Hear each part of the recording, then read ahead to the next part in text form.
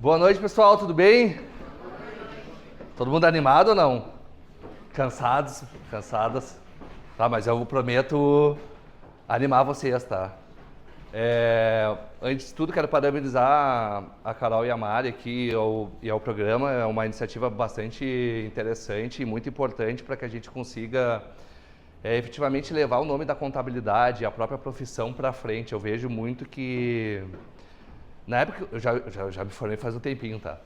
Mas na época que eu me formei, a gente sempre falava, o protagonismo contábil. E eu ainda vejo que o protagonismo contábil ainda não chegou de vez, assim, por incrível que pareça. Eu já sou formado desde 2009, então já, enfim, tem algumas oportunidades ainda que a gente pode explorar. E eu acho que um programa como esse é uma grande iniciativa, uma grande alternativa e possibilidade que a gente consiga efetivamente levar o nome da contabilidade para frente e fazer as coisas acontecerem. Pessoal, então meu nome é Vinícius Moreira, vou me apresentar rapidinho. Então, eu sou um homem negro de 36 anos, sou filho da Ana Clara, do meu pai Ricardo. O meu pai é contador, meu pai fundou o SPED, meu pai é auditor da Receita Federal, fundou o SPED lá em 2007, deu palestra no Brasil inteiro. Atualmente ele é coordenador da Receita Federal da Reforma Tributária também, foi secretário também de trabalho e emprego, e contador, adora contabilidade também, fascinado. Minha irmã também é contadora, mas ela não atua. A minha irmã hoje atua mais no ativismo racial. Ela é fundadora do Instituto Negras Plurais, não sei se vocês conhecem, Caroline Moreira. É um projeto bem interessante, bem legal. Se vocês não conhecerem, convido a todos e a todas a conhecerem, é bem interessante. Tem um pet chamado Mar, né? Tem uma esposa chamada Gabriela, daí tem meus afilhadinhos, a Luna, o Miguel, a Sara, a Sofia ali, tem um monte, né? Dá pra fazer uma tripa. Sinal que eu sou um cara do bem e gosto de mim, né? Porque se me convida para cuidar dos filhos, então isso é um bom sinal. Então, pessoal, eu gosto de praia, eu gosto de viajar, gosto de conhecer pessoas, gosto de churrasco, gosto de esporte. Mas no esporte eu não tenho muito sucesso, tá? Eu tento fazer tudo e eu sempre me quebro. Ou quando morro, tento morrer afogado também, né? Eu já tentei surfar muito, surfei muito tempo, e daí tem um episódio que quase não estive aqui para estar aqui. Enfim, mas gosto muito, continuo insistindo, fazendo bastante coisa. Então, sou contador, sou mestre em contabilidade, sou fundador da Contábil Fácil Online, que é uma empresa de contabilidade, como o próprio nome sugere, online. Tem um projeto de sustentabilidade chamado Azul Recicla. Esse projeto, o que é? Ele pega tampinhas. Então, se vocês têm tampinhas em alguns pontos espalhados pela cidade, vocês levam lá as tampinhas, e essas tampinhas eu dou para instituições de caridade reverterem dinheiro para elas, enfim, ter uma fonte de renda alternativa. Também atualmente trabalho na Renner, né? Sou analista de governança da companhia já faz 4 anos, e agora eu estou sendo uma referência lá também na questão de diversidade dentro da Renner, para, enfim, porque, assim, a questão de diversidade é algo muito importante para todos, né? Mas eu costumo dizer que a diversidade é diferente da inclusão, né? A gente precisa incluir. Um ambiente diverso a gente tem, mas a inclusão efetivamente é o grande desafio. E lá na Renner também é um desafio bastante importante. O tema da minha dissertação foi a divulgação de práticas ESG no varejo da moda brasileira, à luz da teoria do stakeholder. Alguém já ouviu falar nessa teoria do stakeholder? Não? Não, tu não vale. Ninguém? Já? Então tu vai subir aqui pra me ajudar. Não sabe mais, não aprendeu mais. Tô brincando. Um olhar para a diversidade, equidade e inclusão racial. Pessoal, antes de eu entrar na dissertação, eu vou fazer um apanhado diferente, tá? Eu resolvi mudar, por quê? Porque se eu ficar falando só da dissertação aqui, eu sei que é importante, mas é muito acadêmico. Eu acho que a gente tem que dar um passo atrás para entender o que culminou eu fazer essa dissertação e por que julgo ela bastante importante e necessária nos momentos atuais, enfim, nos momentos pretéritos também, mas digamos atuais um pouco mais.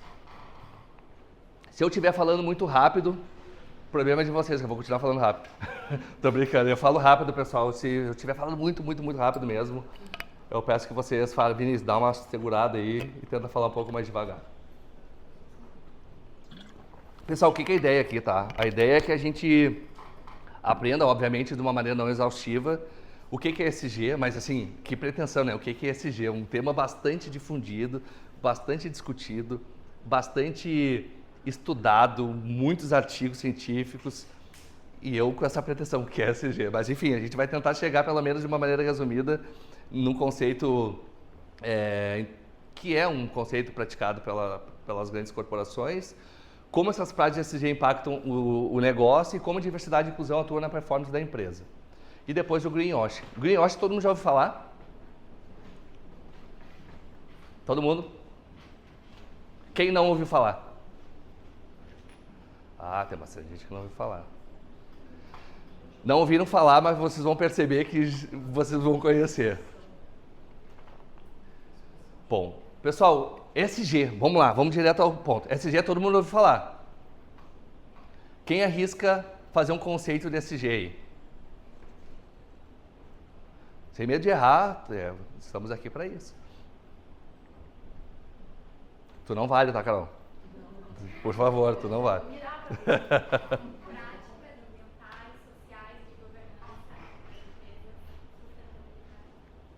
Perfeito, perfeito. Teu nome é? Marjorie. E teu? Luísa. Marjorie. Perfeito. É um conceito sim. Quem mais? PSB, quem mais?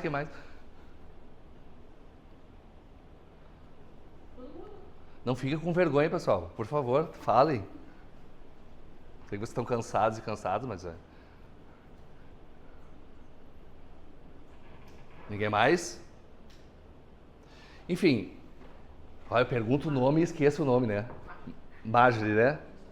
Ela comentou bem, assim, de maneira bastante sucinta, mas basicamente é isso. É essa questão das unificações, é um acrônimo, na verdade, né? Então a gente tem ali a parte de Environmental, Social Governance, que é a parte ambiental, social e de governança, e que isso ganhou grande força lá em 2004, com então um secretário na época, era o Kofi Annan, que ele fez lá uma reunião chamado Quem Se Importa, que era uma reunião em que participavam os grandes maiores investidores do mundo. E nessa reunião ele falou assim, pessoal, a gente precisa integrar práticas sociais, ambientais e de governança para que a gente consiga performar melhor, tanto a questão econômica quanto a questão da continuidade do nosso planeta. Então surgiu lá em 2004. De lá para cá, no mundo, digamos assim, isso avançou um pouco mais do que no Brasil, né? Porque, enfim, o Brasil, embora ele ainda acredite que ele pode ser um protagonista bastante forte na questão ambiental e também social, porque o Brasil ele tem duas grandes possibilidades, né? O Brasil é um país extremamente grande, extremamente desigual e tem uma potência verde bastante conhecida, né? Como o bioma da Amazônia, Caatinga, enfim, tem vários outros biomas que são bastante importantes para o mundo, né? Que fazem com que o mundo olhe para o Brasil de uma maneira especial e consigam aportar recursos, né? Inclusive agora, recentemente, teve a COP e que o pessoal ficou criticando porque acharam que os recursos foram inferiores. Vocês souberam dessa polêmica? Eu não. Quem soube? Resumindo, não gostaram dos valores que investiram no Brasil, porque achavam que poderiam investir mais, acredito que também acho, mas foi uma quantia bastante significativa, se não me engano, foram bilhões, né? Acho... O prazo primeiro era de trilhões que eles queriam. Exato, eles queriam 1,3 tri, mas foi, se eu não me engano, 300 bilhões. 300 já resolveria a minha vida, né? Mas para isso não deu muito certo. Então, beleza. Então, o ESG basicamente é isso. E assim, o ESG é muito legal, porque eu me apaixonei pela ESG. Quando eu fui fazer a dissertação de mestrado, que tema que eu vou fazer? Daí a Renner, para quem não sabe, é a empresa do varejo mais bem colocada no índice Dow Jones em sustentabilidade. Sustentabilidade, tá? Eu faço esse recorte de sustentabilidade porque às vezes a gente coloca como sinônimo de sustentabilidade como sendo ESG, e não é. O ESG, na verdade, a sustentabilidade é um braço ambiental, né, que é o E ali, da questão da sustentabilidade, mas ela não é ESG. ESG seria essa combinação de palavras, de iniciativas e práticas que fazem as empresas performarem, né? E por muito tempo se pensou que tu investir em práticas de ESG, isso impediria que a empresa performasse. Então tiveram vários estudos provando o contrário, outros não vendo uma similaridade, ou seja, ainda é controverso, tá?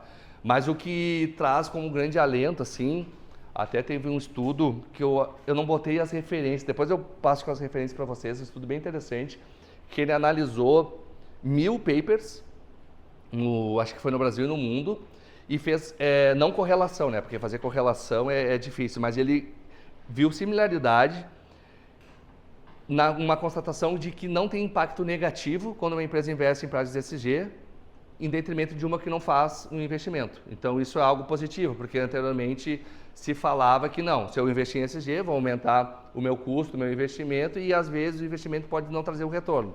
Mas isso não é verdade, tá? Opa! Voltou?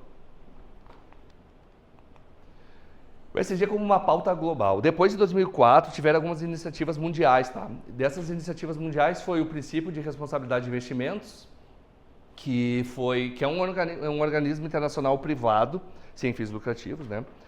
Que reúne as maiores potências globais para tratar desse tema. E o que é tratar desse tema? Os países fazem acordos, se integram ao PRI e através desse comitê, dessa iniciativa, eles direcionam e fazem para o mundo diretrizes. O Brasil agora que lançou a IFRS 1 e ES 1 e 2, que vai ser obrigatório só em 27, né? 26/27. Então, de lá, estou falando de 20 anos, né? Chegou uma regulação aqui no Brasil. Ou seja, as coisas são demoradas, elas são muito discutidas, mas elas são demoradas.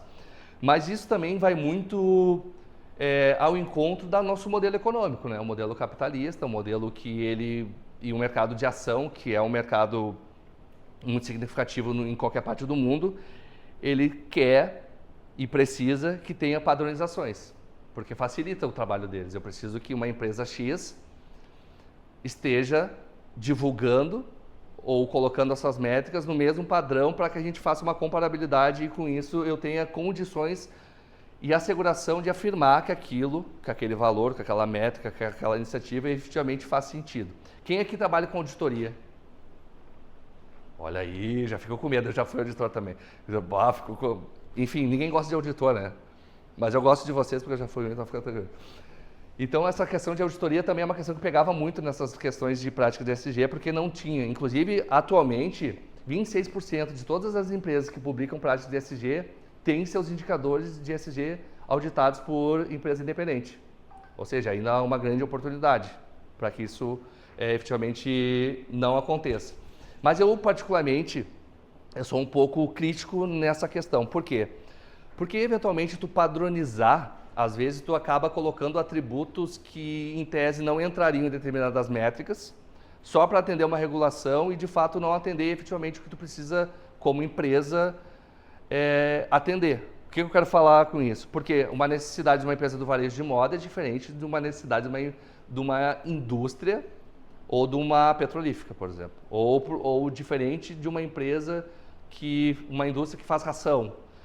Cada empresa tem uma peculiaridade. Dentro desse segmento de peculiaridade, as empresas elas têm que reportar aquilo que efetivamente faz sentido, né? Que faz sentido para as suas economias e, mais do que tudo, para aqueles retornos, né? Obedecendo às questões da teoria de stakeholder, que depois eu vou falar para vocês. Então, basicamente isso. Alguém já ouviu falar em BlackRock? Laura Finn? Já ouviram falar? Quem não ouviu falar? Uma galera, legal.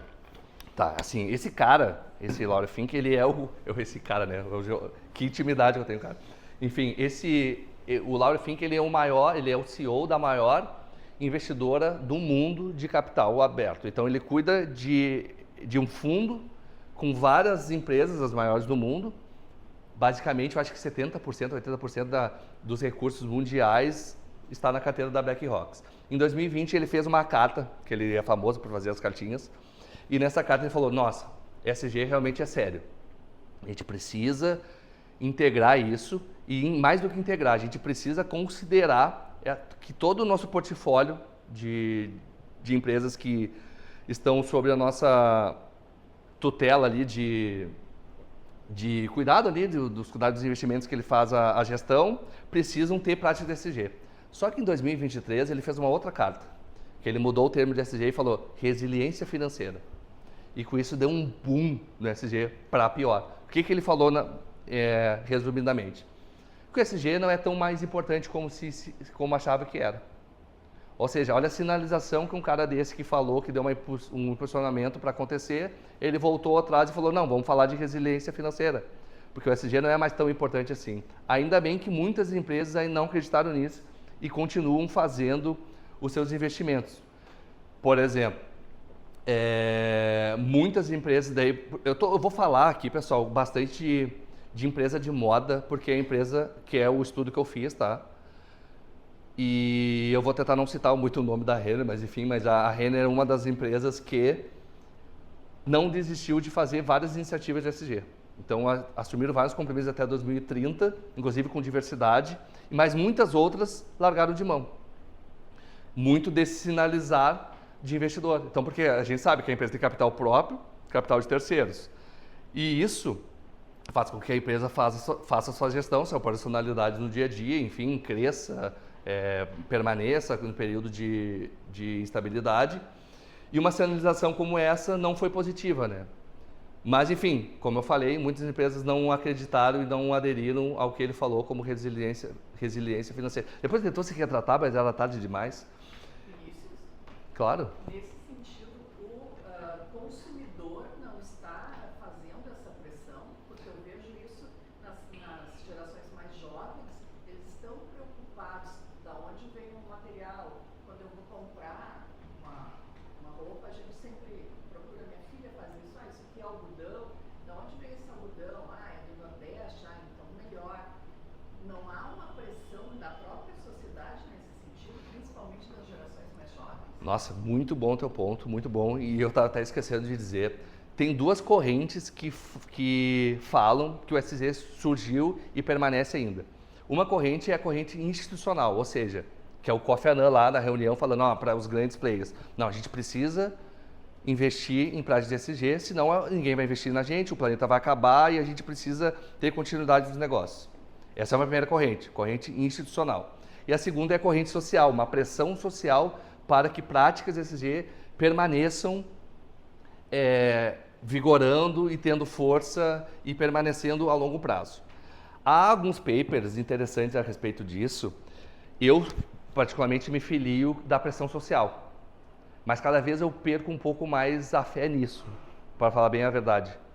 Porque o Brasil, vamos falar do Brasil, o Brasil é um país emergente, que ele tem muita sensibilidade com câmbio, com a questão de vulnerabilidades, com a questão econômica. Então, no momento que eu tenho, por exemplo, uma recessão econômica, eu não vou me preocupar muito com essas questões ESG. Isso é uma crítica que se faz, tá? E tem alguns papers bem interessantes que ratificam e outros que retificam.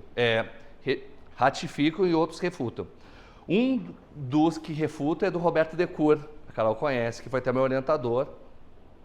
E ele fala, na pesquisa dele, que as empresas, as pessoas da sociedade, está disposta a pagar até 5% a mais no preço de um produto, considerando essas práticas. Ou seja, a questão social ela é importante, mas, digamos, se a gente tirasse uma variável, que é a questão econômica, se eu perder o poder de compra, será que eu vou me preocupar? Esse é o desafio do ESG. Só que a gente já chegou no nível, por exemplo, na Renner eu posso afirmar, o preço da roupa com selo RE, que é o selo que todas as roupas que tem lá na Renner com selo RE, que tem algodão orgânico, para dizer ESG, ela é exatamente o mesmo preço ou mais barato do que um produto que não tem essa certificação. Ou seja, esse grande desafio, que era realmente um desafio de investimento, que era uma condicionante e uma crítica que o pessoal fazia, não acontece mais. Ou seja, respondendo objetivamente a tua pergunta, sim e não. Por que eu digo sim? Obviamente, eu, por exemplo, tenho essa preocupação, meus amigos têm essa preocupação, mas a camada mais humilde já não teria muito essa preocupação, não porque eles não querem, é porque talvez isso não chegou de uma maneira a comunicar assertivo para que eles entendam que efetivamente eles comprando um produto em detrimento de outro, considerando o mesmo valor, não teria problema. Mas essa questão... Aí nós falamos em educação. Exato. Nossa, A cultura e a educação. Olha que louco isso, cultura e educação. Antes de vir para cá, eu estava estudando, foi meio-dia, fui levar meu cachorro para fazer suas necessidades. Quase um lagarto que eu moro na zona sul de Porto Alegre. Então o lagarto quase me matou, mas eu consegui desviar e tal, junto do cachorro. E eu estava estudando um podcast. Nesse podcast estava falando o quê? Era sobre SG. Daí o cara da SG falou assim, tá, mas o que impede efetivamente da nossa sociedade ser uma sociedade extremamente SG?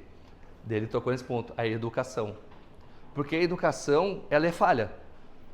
Simplesmente por vários motivos. O mais clássico é medir as pessoas pela mesma régua. Porque a gente tem uma prova e daí quem passa na prova passou, quem não passa rodou, e tanto faz uma seleção disso. O MIT tem um modelo de educação um pouco diferente disso, né? O Harvard também. Então, essa questão de eliminação e não... que daí vai muito ao encontro do que tu acabou de dizer, que as pessoas têm suas especificidades. Cara, eu sou um zero esquerda em matemática, mas eu sou bom corporalmente, eu sou bom emocionalmente, eu faço uma boa negociação, eu sou bom em português. Então, essa questão mais além desse modelo fabril que a gente vive, faz com que a cultura e a educação prolifere e que a gente consiga fazer a diferença, que nem quando a Carol e a Mari comentaram, protagonistas. Vocês se sentem, vamos ser bem sérios, vocês se sentem protagonistas na profissão de vocês?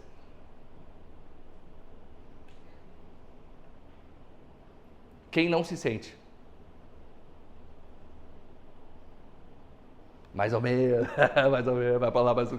É isso, por quê?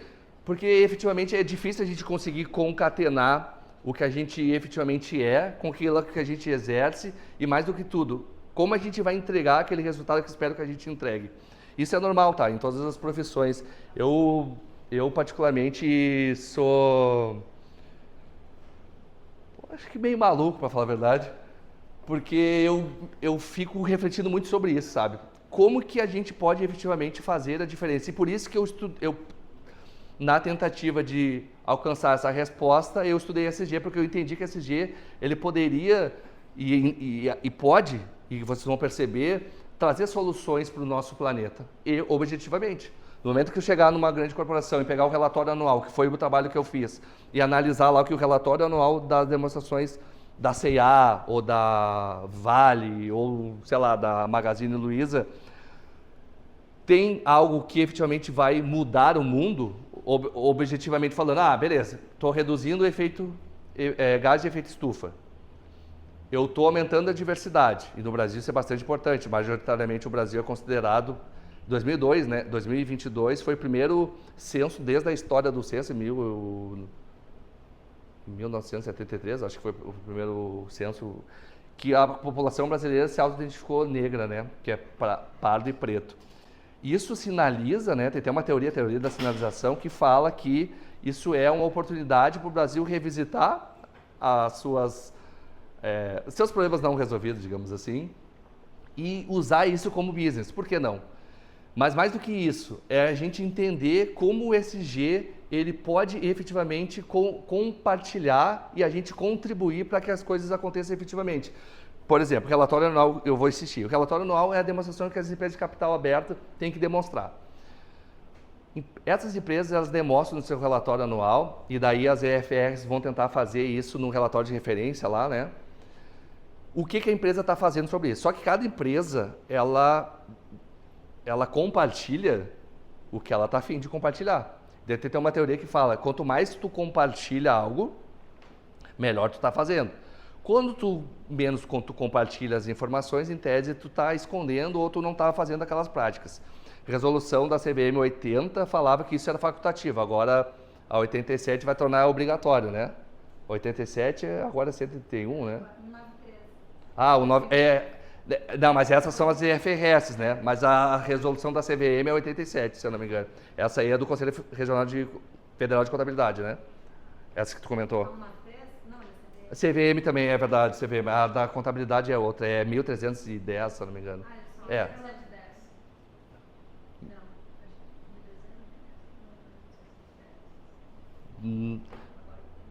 Depois a gente pesquisa, tá?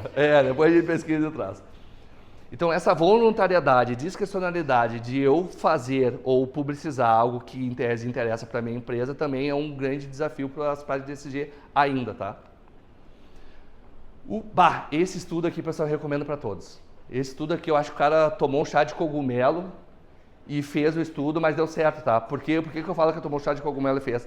Porque foi muito denso o trabalho do cara. Ele pegou as empresas do mundo inteiro e daí ele fez uma análise qualitativa, quantitativa, fez regressão, daí não conseguia capturar ali a simetria, ele pegou outro negócio para tentar capturar, não sei. O cara fez de tudo, mas a conclusão que ele chegou, e foi demais, cara, isso aqui para mim é um livro de cabeceira, esse paper lá de 20, se eu não me engano, que ele fala assim, confusão de agregação, divergências de rate.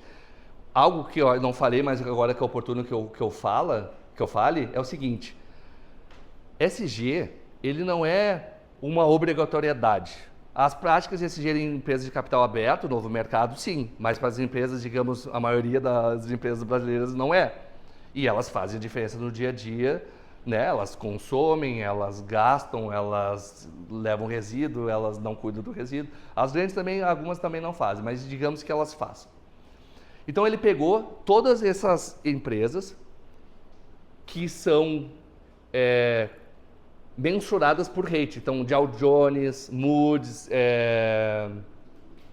Standard Poor's, são agências de rate que fazem a categorização e colocam ali um score para determinada empresa.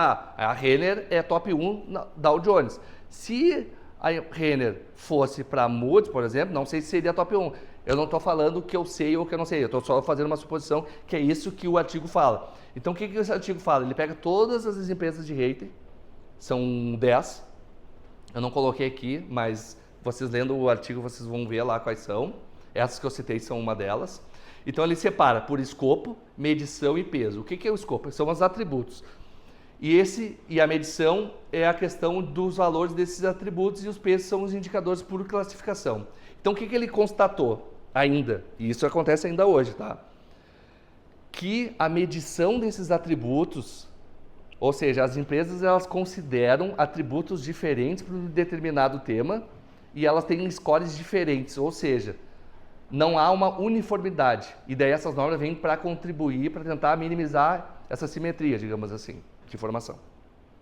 Mas esse trabalho é espetacular porque diz isso, que as empresas elas estão, às vezes, díspares, porém não mútil, porque às vezes os atributos que ela coloca em determinados indicador, por exemplo, indicador de gases de efeito estufa, que é o bem que está tratando essa norma de sustentabilidade do Conselho Federal de Contabilidade. Ela é diferente de uma para outra. Então, quando eu coloco o score, efetivamente não é que eu esteja pior ou não, é que não tem essa uniformidade. E quem encabeçou muito isso, daí a gente volta lá para aquela questão da economia Bellemin, né? Falava muito, né, da empresa de capital aberto, que é isso. Que é isso? É uma grande corporação que precisa prestar contas para os seus investidores, seus stakeholders, seus vários interessados, e a gente precisa uniformizar isso. E daí, como ganho de mercado, a gente faz o quê? Uma certificação, que nem auditoria. O que é auditoria? Qual que é o maior erro do auditor aqui? Um auditor vai ter que me responder. Um auditor ou um auditor? Qual que é o maior erro? Qual que é o desafio? O que o auditor não pode fazer? Quem me fala? Tá filmando isso? Não, né?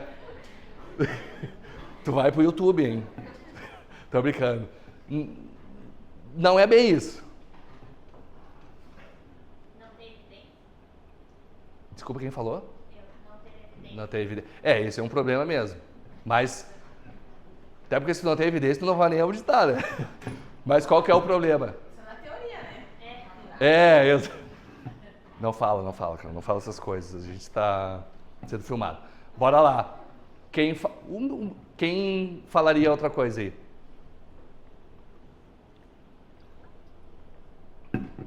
Auditores, não me decepcionem, por favor. Emitir uma opinião errada.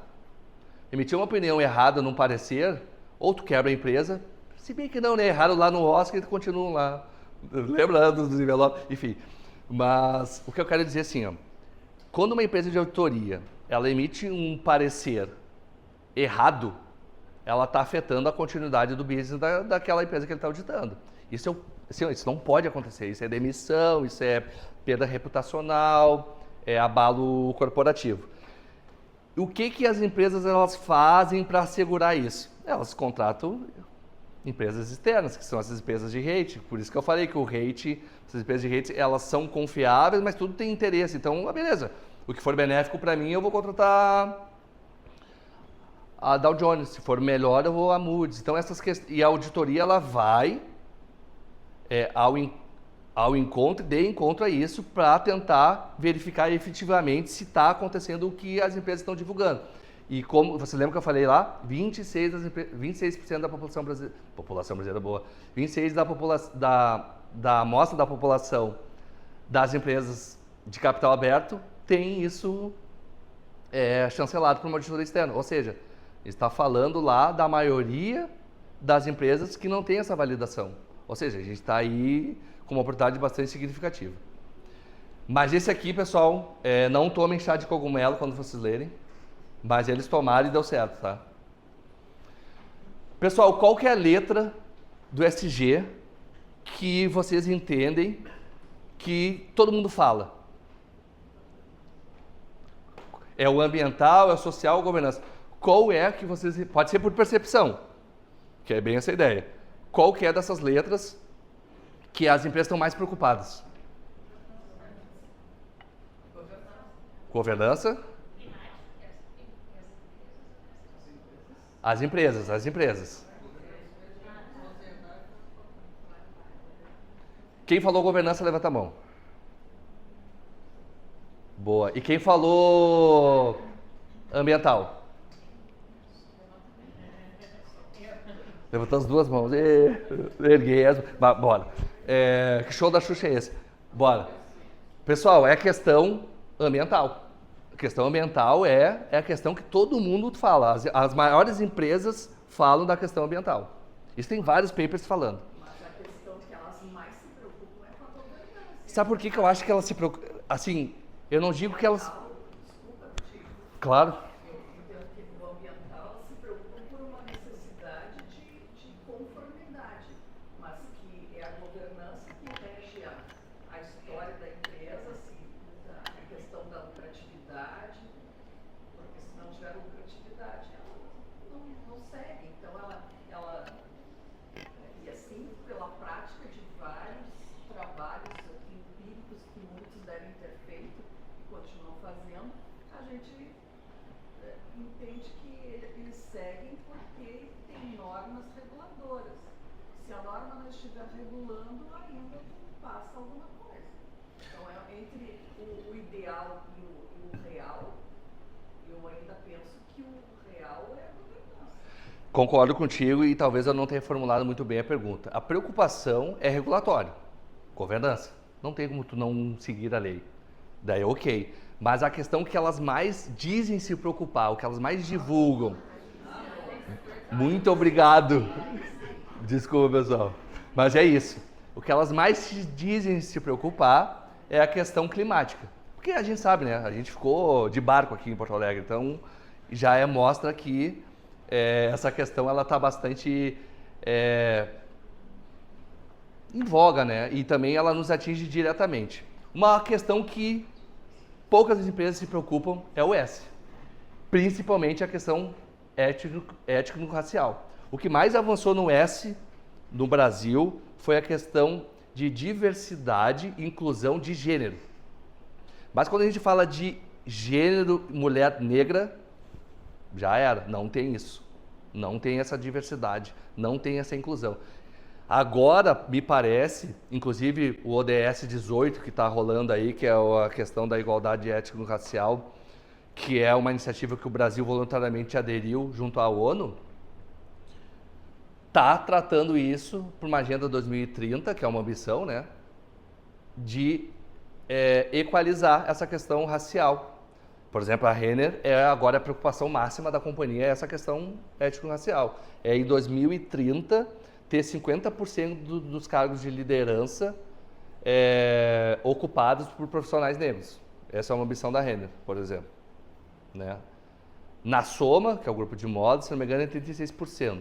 Na C&A não vi essa ambição. Pelo menos não na publicação do tempo, lápis temporal que eu analisei foi no relatório anual de 2022. Mas a Luísa começou esse movimento, né? A Magazine Luiza foi pioneira na questão de ação de ação afirmativa. Vai, sofreu críticas, senhora. Mas para ela, a questão dos gestores, né? Ela se deu conta que não tinha gestores, poucas mulheres e também poucos negros Sim. envolvidos. Sim, sim. Só para vocês terem noção, varejo de moda, Novo Mercado, B3, são 6 empresas, tá? Grupo Soma, Arezzo, que daí elas compraram uma outra, mas digamos Grupo Soma, Arezzo, Guararapes, C&A, Renner e Veste, tá? Todas essas empresas têm 0 de inclusão racial. 0 no Conselho de Administração, Fiscal e Diretoria Executiva. 0, 0, 0, 0. E eu falo do Conselho Fiscal, que é bem interessante, porque o Conselho Fiscal, se a gente olhar a lei da sociedade anônima, artigo 165 fala que o conselheiro fiscal, ele age junto e conjunto com os diretores. Então, às vezes, a gente tem que se atentar com que conselheiro fiscal que está atuando naquela companhia, porque ele também é um dos responsáveis pela lei da sociedade anônima também, em discutir as pautas que vão estar nas demonstrações financeiras, o conselho fiscal. Então, quando a gente não tem essa diversidade lá, consequentemente, a gente não vai ter no relatório e não vai ter naquela ambiência de decisão. Corrigido. Muito obrigado, professora, por ter me corrigido. Não estou corrigindo, desculpa, estou só... Mas baita contribuição, muito obrigado mesmo. Obrigado mesmo. Pessoal, como isso impacta o negócio? Basicamente eu já falei, né? Atração de investimento, performance empresarial e continuidade. Esse aqui é o medo do auditor, continuidade dos negócios. Se eu emitir uma opinião, meu pai me ligando, desculpa. Se eu emitir uma opinião Vocês souberam do caso da Americanas? Que o estagiário errou a planilha? Ele errou lá o proxy, lá não desceu tudo. Cara, é isso? E teve chancelado do auditor, né? Então esse é o maior risco que a gente, profissional da contabilidade, profissional da auditoria não pode ter. Pessoal, teoria do stakeholder. Agora vamos voltar um pouco lá para a minha dissertação. Teoria do stakeholder. Tu comentaste que tu teve alguma aula, algum conhecimento sobre, né? Quer te aventurar? Tá, o que eu vou falar, basicamente, a teoria do stakeholder, ela diz que a empresa ela deve gerar valor não somente aos seus acionistas, mas também a todo o público que influencia ou pode ser influenciado por ela, ou seja, os stakeholders. Aí, os stakeholders a gente tem empregados, funcionários, investidores, fornecedores, clientes,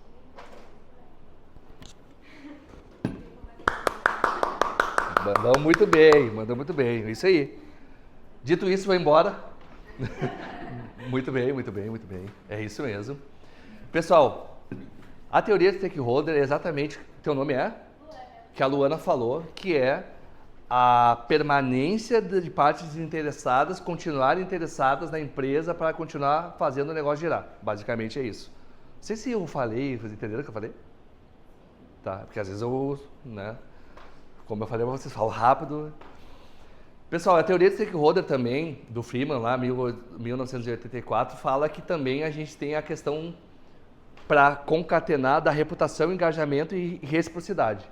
O que é isso? Reputação, como o próprio nome sugere, é a reputação das companhias frente ao que ela vai fazer. O engajamento indica a preocupação do stakeholder da empresa, que é o quê? A abordagem associada ao impacto social. Ou seja, quando eu tenho um braço, Instituto C&A, eu estou atendendo aqui a questão do engajamento, do impacto social. E a reciprocidade também, mas a reciprocidade quando eu gero um benefício econômico para a comunidade, daí ali o Contabilidade. Achei muito legal essa iniciativa de vocês, muito legal mesmo, porque a gente não combinou, tá, pessoal? Mas é isso, é muito legal isso que vocês estão vivendo, porque essa iniciativa, ela faz que eu ia falar, Contabilidade é engajamento. É trazer a comunidade para o centro das decisões, através dessas decisões, impactar a própria comunidade. Eu sublinhei, ou melhor dizendo, eu destaquei em vermelho, porque depois vocês vão lembrar por que eu estou falando isso. O que vocês acham? Vocês já vão saber a resposta, mas eu vou falar mesmo assim. O que vocês acham que as empresas estão preocupadas quando elas divulgam dados ESG?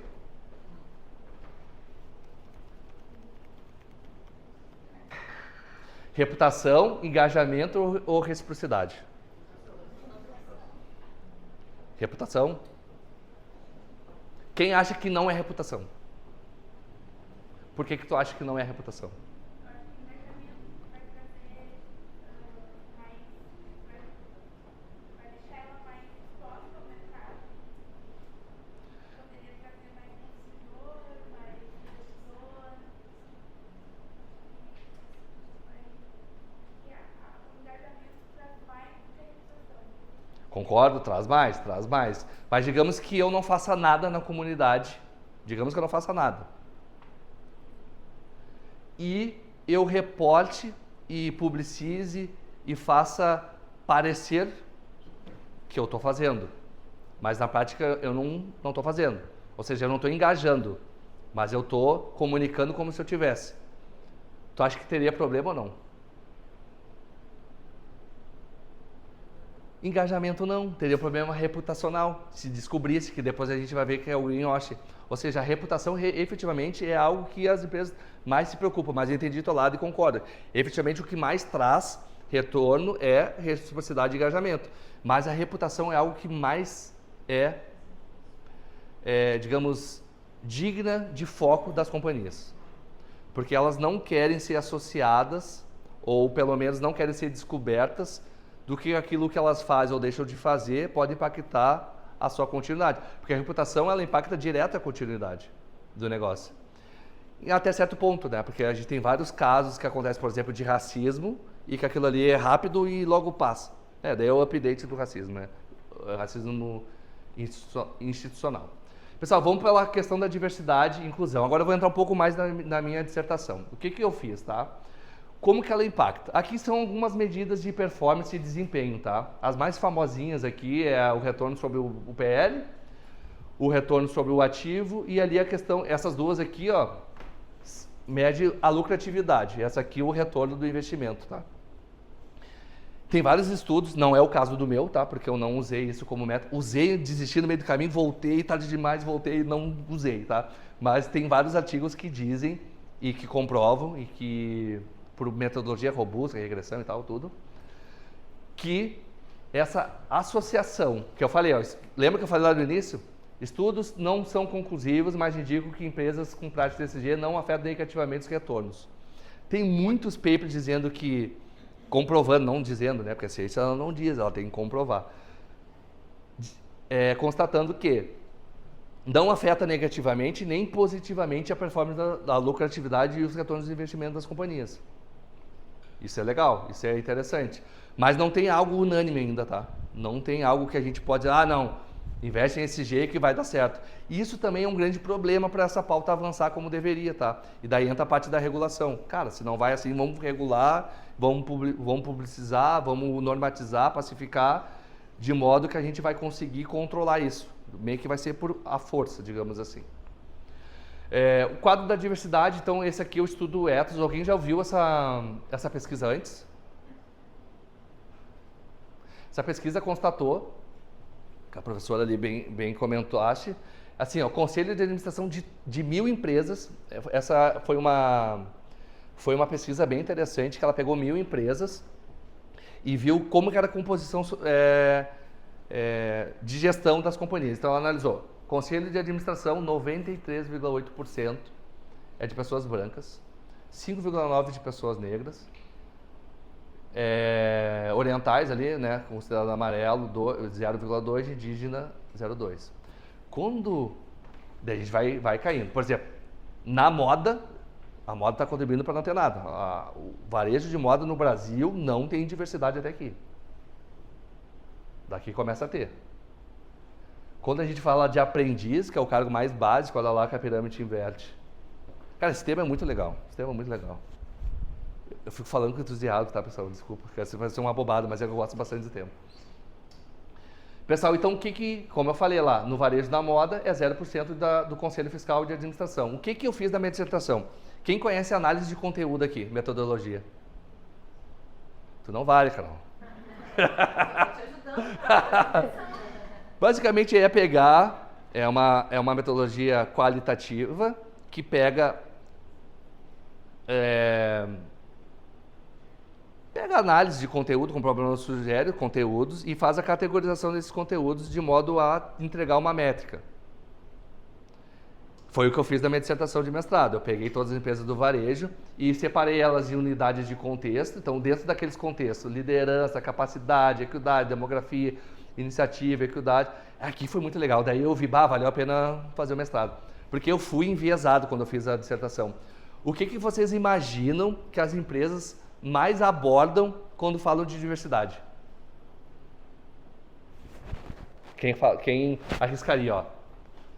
Quem acha que é alta liderança? Ninguém levantou a mão. Vocês leram minha dissertação então, né? Fico feliz. Exatamente, alta liderança não é falado. Inclusive nos relatórios do varejo de moda e algumas do varejo, mas daí eu não foi objeto de estudo, não posso falar aqui, mas elas não falam alta liderança, ou seja, diversidade vai até aqui. Eu não quero que a diversidade racial decida o que a minha empresa tem que ou não fazer. Esse aqui é o desafio que a gente está vivendo hoje no Brasil. Tá? Capacidade e diversidade. Quem acha que é liderança? Você tem que achar alguma coisa, hein? Porque já está acabando as minhas opções. Iniciativa em diversidade, capacitação. Eu, quando comecei a fazer minha dissertação, eu fui enviesado, que nem eu falei para vocês. Daí eu achei demais essa... Eu sou fã, se tiver alguém, alguém que precisa de um militante que fale da análise de conteúdo, eu boto a camiseta e vou. Porque foi muito massa. Porque eu identifiquei, através dessa unidade de registro, que é a análise de conteúdo, que eu fui enviesado. Não, as empresas, elas vão falar só de capacitação. Elas querem capacitar, elas querem treinar, mas elas não querem formar e incluir. Mas foi ledo engano. Em todos os relatórios de administração, as empresas todas falaram em liderança. De liderança, por exemplo, isso é um cargo de liderança mesmo. Por exemplo, gerente, supervisor, coordenador.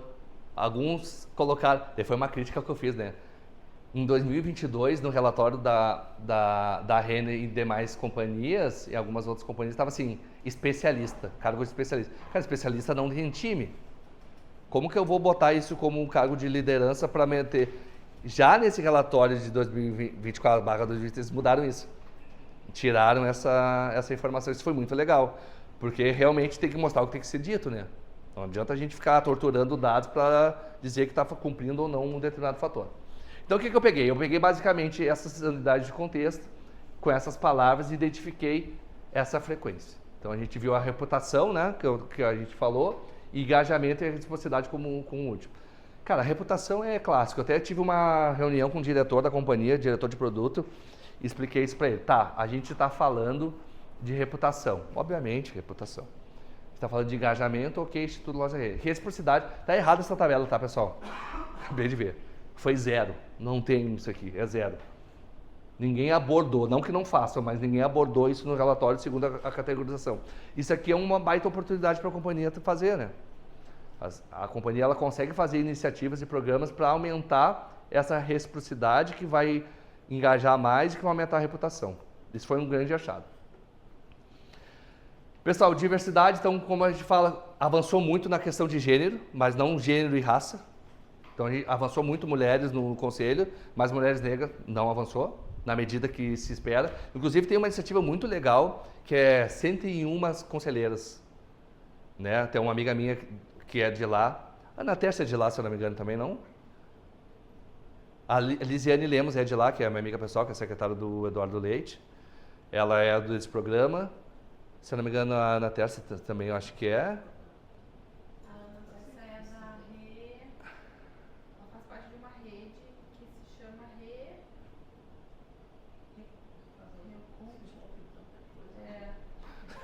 Aí alguma coisa ela tá. Alguma coisa tá. É um grupo de mulheres negras na contabilidade, só sei que ela faz parte. E tem um nome Rê, alguma coisa assim, agora eu não lembro. Mas esse eu não sei, talvez sim também. Salve Adilene Silva, você conhece? Uma economista bem famosa. mas ela também está. Enfim, mas são iniciativas como essas, e daí a mulherada é muito mais unida que os homens, hein? Isso é muito legal. Porque eu queria participar disso, mas eu não sou mulher, então não estou fora. 55,7% da população se considera, que eu falei lá do IBGE, né? Então isso é uma oportunidade para a gente avançar nessas questões. 60 milhões de mulheres economicamente ativas, 28% da população brasileira é composta de mulher, ou seja, a mulherada manda no Brasil. Tá? Black Money, alguém já ouviu falar em Black Money? Black Money, na verdade, ele surgiu lá nos Estados Unidos, e quem encabeça aqui no Brasil é a Nina Silva. E é o quê? É quantidade de dinheiro gerado em empreendimentos negros. Só que isso se derivou para o business. Como eu falei, a gente vive numa sociedade capitalista, então as empresas precisam se apropriar da grana. Então, tá gerando dinheiro ali, a gente vai precisar que esse dinheiro caia em outras mãos também. Então, eles se ligaram e começam a fazer ações de afirmação, produto com representatividade, inclusão de pessoas negras nos processos decisórios, que isso ainda está um pouco distante, mas pelo menos na liderança está acontecendo. E aqui, que é o que eu queria falar para vocês, que impacta bastante. Quem trabalha com orçamento aqui? Em contabilidade? Não? Só eu. Tá. Já ouviram falar em OPEX e CAPEX? Já? OPEX são as despesas, os custos ali que vai direto no DRE. E o investimento são os CAPEX, o CAPEX os imobilizados. Quando a gente olha, daí isso aqui tem um artigo que eu estou escrevendo, /livro, que é tentar puxar um foco para as empresas olharem isso como investimento. Todas as iniciativas de inclusão racial, a gente tem que levar lá para os stakeholders, especialmente os investidores, dizendo assim, cara, a gente tem um projeto com início, meio e fim, com tais e tais iniciativas, com tais e tais recursos, e eu vou colocar lá no intangível da empresa, vou investir isso lá. E esse vai me trazer um retorno. Só assim a gente vai conseguir incluir definitivamente pautas como essas. E isso está acontecendo em várias empresas, tá? Principalmente do varejo. Greenwash, essa palavra eu adoro. Quem já ouviu falar? Não. Tu ouviu falar de stakeholder, não de greenwashing? Tu te reuniu com aquele pessoal do paper lá, né? Tô brincando. Pessoal, greenwash é lavagem verde, né? Significa o quê? Significa eu dizer, publicizar que estou fazendo determinadas práticas e ações que quando na prática eu não estou fazendo. Ou seja, estou mentindo corporativamente e noticiando. Então aqui fiz um breve resumo, não vale a pena assim dizer, porque a grosso modo é isso, tá? Mas isso traz um grande risco. O risco é reputacional, o risco é de continuidade do negócio e o risco, acho que a continuidade de negócio e reputacional ele está bastante ligado, mas eu tenho um pouco de dúvida e crítica sobre a continuidade de negócio. Quando tu é uma empresa muito potente, tem muito mercado, todo mundo está comprando, a ação está subindo, a reputação ela abala, mas não chega a ponto de derrubar. A próprio exemplo, empresas de auditoria. A gente teve vários escândalos de empresas de auditoria, inclusive na Americana, e que nada aconteceu. A prof. Maria escreveu um artigo sobre o escândalo da carne fraca. E ao longo de... acontece... Não é por acaso que a teoria institucional é a que mais tem força, digamos assim, A do North? para lançar luz para esse tipo de assunto. Porque nós precisamos institucionalizar determinadas coisas. Então, tu está explicando e está vindo a teoria institucional na minha cabeça. Começou lá em 2004, talvez antes ainda do protocolo de Kyoto. Temos que falar do meio ambiente. Essas coisas começam lentamente a se institucionalizar. Mas antes a gente tem outros problemas para resolver, que é institucionalizar de fato um ambiente de negócios ético. Porque no caso, isso genial. tem que se materializar para dentro das políticas públicas, né? Para dentro de quem toma as decisões. Nós temos que aprender a votar antes de tudo, porque no caso do escândalo da carne fraca, no final houve um acordo de leniência, pagou-se uma multa, a multa foi ainda abatida da parte de cálculo do imposto de renda, loucura, né? aspecto de crescimento das empresas no período sob investigação, desde que começou a se falar sobre o escândalo até quando saiu o acordo de leniência, elas tinham quadruplicado de tamanho. Então, assim, tudo isso está na teoria, mas se a gente não tiver uma reforma muito grande em educação, nós vamos continuar refém dos mesmos problemas, porque um povo que sabe, se forma às vezes analfabeto funcional, não tem condições de se ligar que o buraco é bem mais embaixo. De tudo que a gente vê por aí, a mídia fabrica muita coisa. Sim, com certeza. Tem um poder de barganha junto ao judiciário, junto à política, enorme. E a gente se vê refém. Eu acho que existem movimentos de pressão da população, mas quem é que tem discernimento para fazer isso? É meia dúzia de gato pingado, olhando a população brasileira como um todo. Tem gente que está se preocupada em não morrer.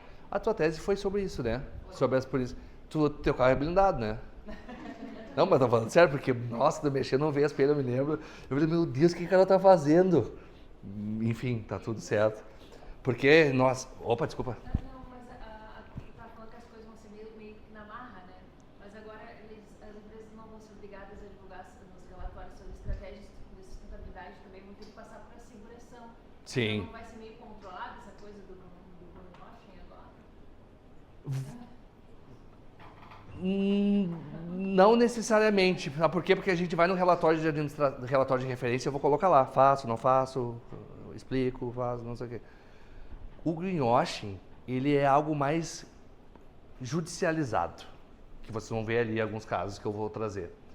Ou seja, não é que não pegue, mas acho que não é o objetivo dessa asseguração, buscar o greenwashing. E sim assegurar, metrificar e quantificar e dizer para o mercado, beleza, a gente tem comparabilidade entre empresas daquilo que a gente publiciza e aquilo que a gente divulga, e a gente vai ver. Daí o que vai fazer o investidor institucional? Ah, beleza, aqui tá legal, aqui não tá legal, aqui eu vou investir, aqui não vou investir. Acredito que seja isso. Posso estar errado, tá? Mas eu acho que o greenwashing, ele com certeza poderia capturar, mas quando a gente olha o formato do relatório de referência, relatório anual, não tem match, entendeu?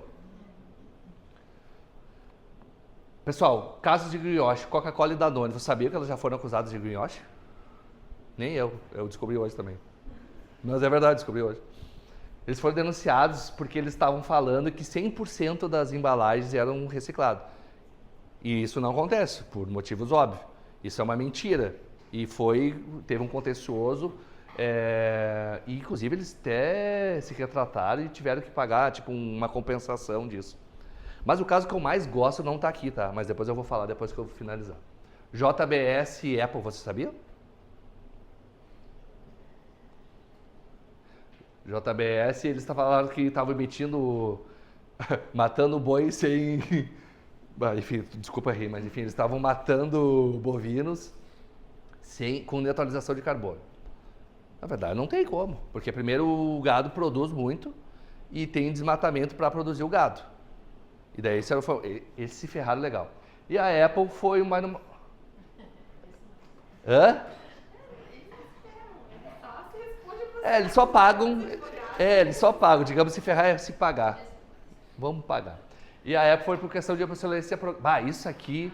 Isso aqui é no carro, é no celular, é em tudo. Isso aqui é bizarro. Obsolescência programada. Cara, ninguém vai resolver isso, porque é o business do negócio.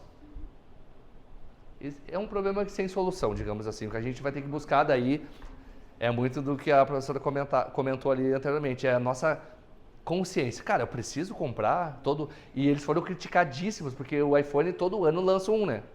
Tá, mas Cara, o último iPhone que eu tive durou 4 anos.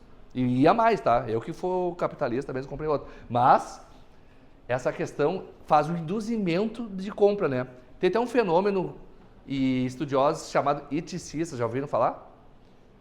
Eticistas, já viram um filme ou documentário, não sei se é filme ou documentário, Dilema das Redes?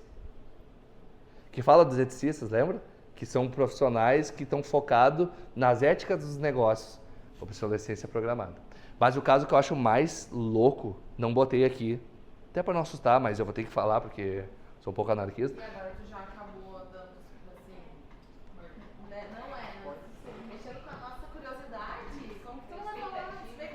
Vamos lá. Vale. Vale ganhou o prêmio de inovação. De soterrar pessoas? Isso foi bizarro. 233 pessoas foram mortas. Uma ainda não foi encontrada desde aquele episódio. E eles ganharam prêmio de inovação, SG, ou seja, a reputação está ok, mas o engajamento, quem está falando do engajamento ali não rolou, porque até hoje ninguém foi condenado. As indenizações estão em stand-by, né? Em alguns casos, a grande maioria dos casos. Ou seja, o greenwash é um grande... O greenwash ele pode ser comparado com desinformação, digamos assim. Fake news, greenwashing. E isso é um problema muito pesado. A gente soube recentemente, não só aqui, mas como nos Estados Unidos, que a desinformação ela faz eleição, né? Ela elege pessoas. Ela mata... Tem gente que foi morta enganada, pisoteada. Vamos lá pisotear a pessoa que ela... Teve um caso, foi na Índia, isso é só um caso, né? Teve vários outros, que as pessoas induzem as outras a fazerem determinadas coisas e quando vê era mentira. Ou seja, esse é o problema do século. Desinformação. E daí vai muito naquela cultura da educação. Cara, a Cleia fala muito disso. A Cleia, pra quem não sabe, é uma professora assim, ó, espetacular, assim, foi a que me abraçou, foi tipo minha mãe no mestrado. Pensei em desistir, dela ela falou, Vini, tu tem que desistir mesmo, porque tá uma porcaria a tua dissertação. Mas agora eu vou fazer o seguinte, vou te ajudar. Passei por conta dela. Esse tipo de professora que me ajudou. E ela falava muito de desinformação e como isso pesa no ambiente de negócio, como isso pesa. É um custo não mensurado, né? E daí, como a gente está num país com instabilidade, né? Como o Brasil, os próprios Estados Unidos também, né? Os Estados Unidos é o bambambam dos juros, mas a questão de desinformação é bastante alta. Isso, só uma contribuição. Claro.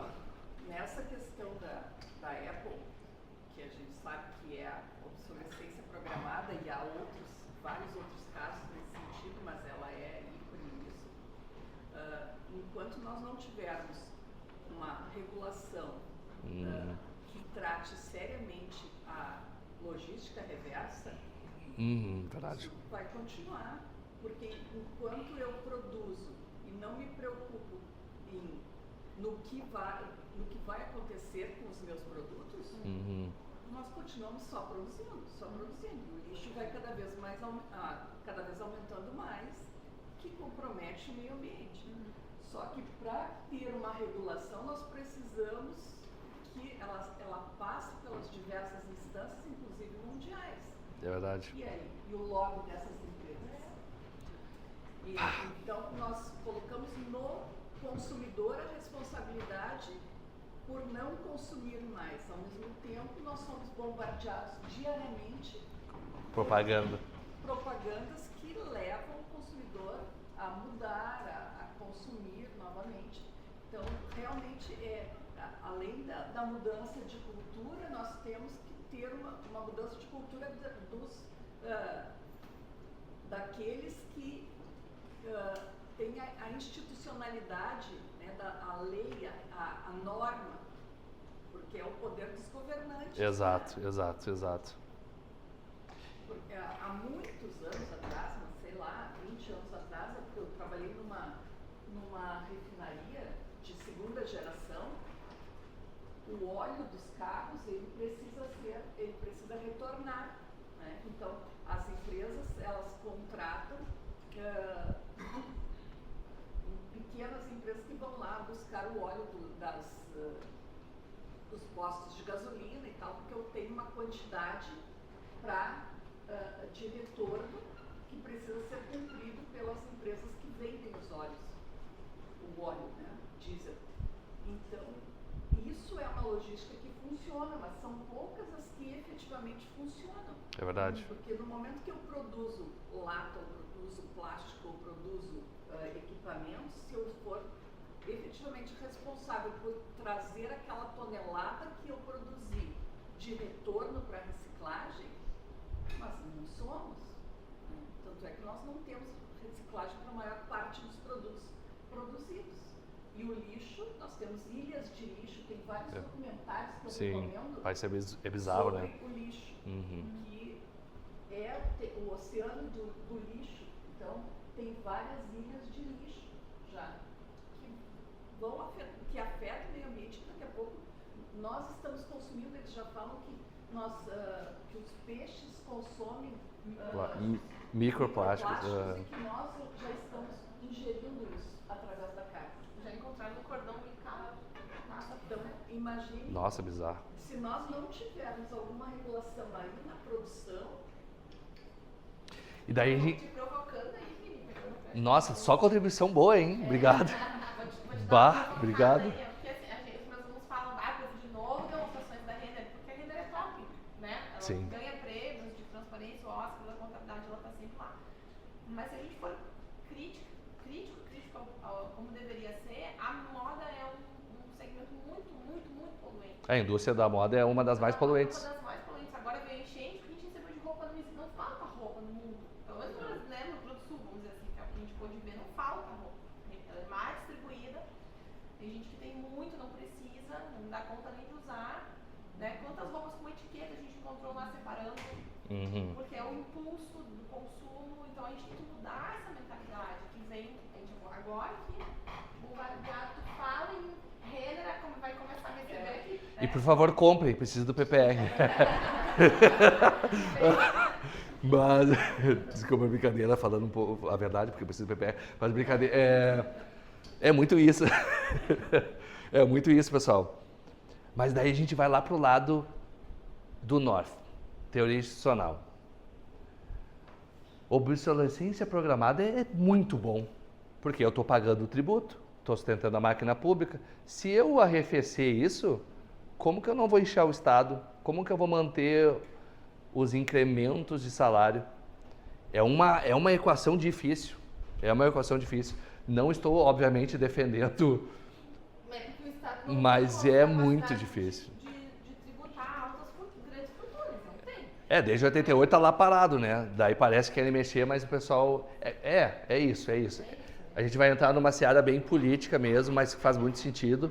Mas essa obsolescência programada é muito isso, né? Mas se houvesse a reciclagem, a obrigatoriedade da reciclagem, Nós teria o risco ambiental. nós teríamos alguma, e aí, por aí também a própria tecnologia, ela acaba se desenvolvendo pela necessidade de resolver problemas, nós teríamos mais envolvimento das empresas que produzem.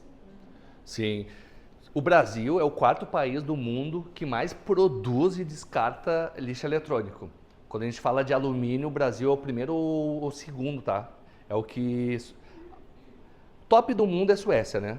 Suécia recicla tudo, até o ar lá, a fumaça que sai, eles fazem. 99% do lixo da Suécia é totalmente retroalimentado.